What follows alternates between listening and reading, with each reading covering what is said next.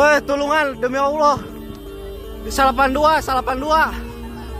Kecelakaan beruntun kembali terjadi di Tol Cipularang, tepatnya di KM 92 arah Jakarta pada Senin, 11 November 2024 pukul 15.30 waktu Indonesia Barat. Ini bukan kali pertama terjadi kecelakaan maut di tol ini. Sebelumnya, pernah terjadi beberapa kali kecelakaan di Tol Cipularang yang juga menewaskan banyak orang.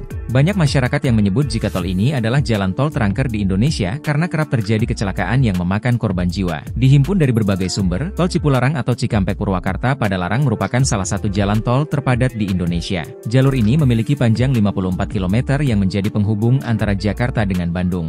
Tol Cipularang diresmikan pertama kali pada 12 Juli 2005 oleh Presiden Susilo Bambang Yudhoyono, SB. Namun, proyek pembangunan tol ini sudah dimulai sejak era Presiden Megawati Soekarno Putri pada 2003 lalu. Salah satu cerita mistis yang sering disangkut pautkan dengan Tol Cipularang, yakni adanya petilasan Gunung Hejo yang berlokasi di dekat tol tersebut. Melansir dari kanal YouTube Bujang Gotri, diketahui bahwa ada sebuah petilasan di Gunung Hejo yang letaknya dekat Tol Cipularang dan merupakan peninggalan Prabu Siliwangi. Konon, diceritakan bahwa Prabu Siliwangi seringkali datang ke tempat tersebut untuk memecahkan masalah dengan berbincang bersama makhluk gaib yang berada di sana. Petilasan itu diketahui memiliki diameter 1,5 meter x 1,5 meter dan merupakan sebuah batu yang dibungkus kain putih dengan pagar besi di sekelilingnya. Tempat ini pun seringkali didatangi oleh orang-orang dari berbagai daerah yang juga ingin bersemedi. Masyarakat sekitar pun percaya bahwa kecelakaan maut yang kerap terjadi di lokasi ini disebabkan oleh makhluk-makhluk gaib dari tempat petilasan tersebut. Sebab perlu diketahui bahwa proyek Tol Cipularang sebetulnya sempat 2 kali gagal dilaksanakan. Mulanya, jalur tol ini akan dibuat lurus menembus Gunung Hejo.